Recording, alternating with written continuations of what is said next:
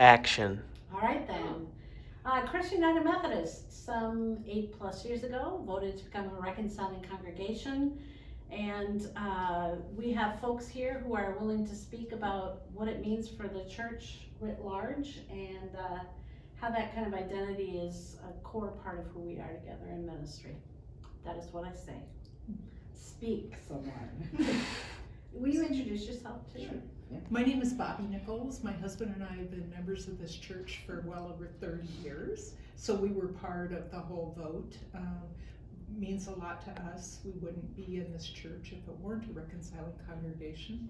The other thing I would mention is that I'm heavily involved on our Saturday morning team that does the thrift store and Saturday Doomsday meals, and we make it a point of inviting people to our service on Sunday morning when they come through for the first time. And it certainly is nice to know that the services are welcoming to everybody, as is the whole week. So that's important. So my name is Seth Fenoyam Hara. I am on the leadership board, one of the newest members now, less than a year. But we joined the church fairly recently, but we've been coming for about 4 years. And I know when we first came to Rochester and we were starting a church search, finding a church that was a reconciling congregation was a prerequisite. So for my wife and I, when we were doing the church search, which is never easy, one thing that was pretty clear for us was it needed to be a reconciling congregation. So that was really critical for us when we were coming here to Christ United Methodist, just having a place that is welcoming and open to our entire community, our friends, our family, and everybody around us was critical. And so I'm very grateful for that, for the congregation that voted. Yes, as am I. Yeah. Grace, how about you? Yes. My name is Grace Glover, and I'm the Connections Coordinator here at Christ United Methodist Church.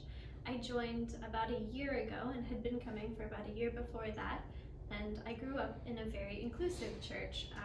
So when I came here, it was important to me that that was still a value of the church that I was a part of, because it's one of my values. And I wouldn't want to be here if it weren't for that. As the Connections Coordinator, I'm one of the first people that anyone meets when they come through the door, and I love being able to say that everyone is welcome here and meaning it. I see a lot of people that are coming from other churches where they haven't been welcome or haven't been comfortable, and to know that they can stand with us and worship with us and bring their whole selves into worship or their volunteer work here or whatever it is they're compelled to do here, that means a lot to people. So that's something that brings people into our church, and that's something that keeps people here, because we get to know and love all of them.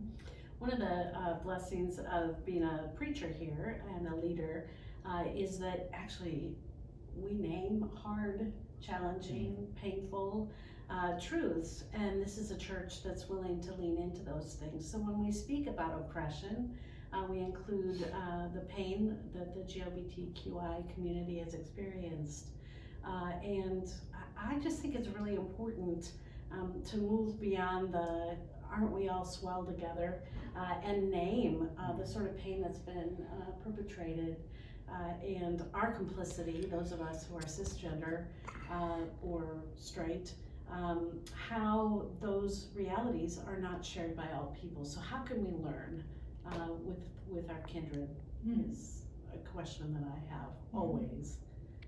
I know that Pastor Elizabeth will get emails and phone calls every now and then about why does she have to keep bringing this subject up. And as a leadership board, we have really encouraged her to keep talking about it, because I think the silence doesn't really speak towards inclusion. So I love the fact that we have symbols around the church that invite inclusivity, and I love the fact that Pastor Elizabeth is vocal about it.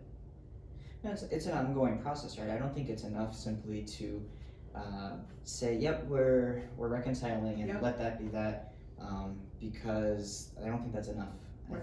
I think it's a constant action.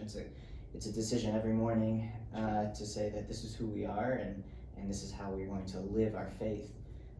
And I see that you know, through your preaching, through the groups that are forming and the conversations that are being held in the building and out, you know, and I think the community recognizes that. And I think, Grace, you probably see that the most.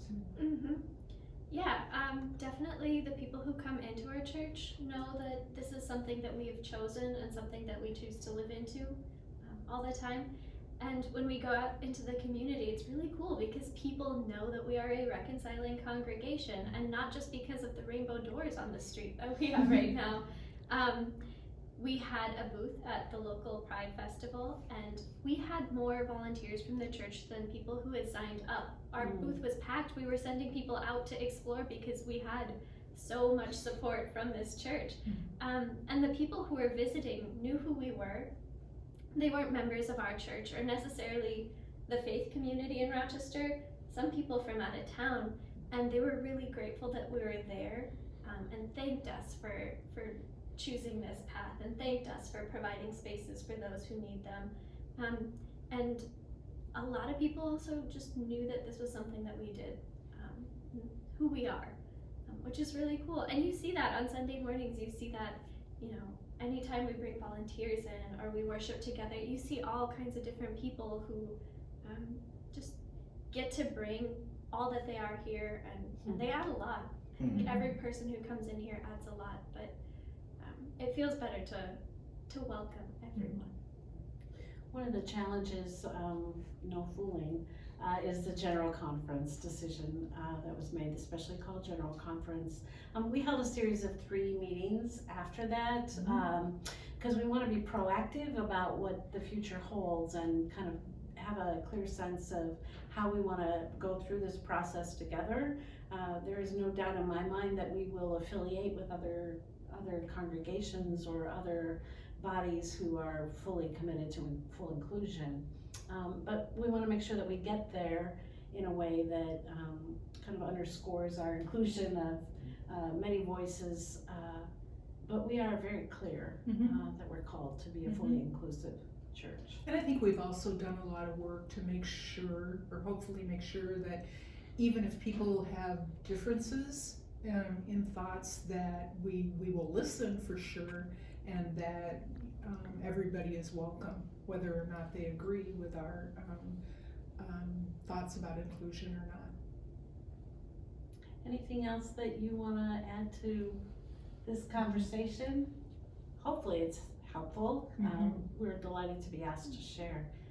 Sure. And I'm very proud of this congregation and glad that we get to be a witness for all people. I think Jesus was kind of like that. Yes. Good?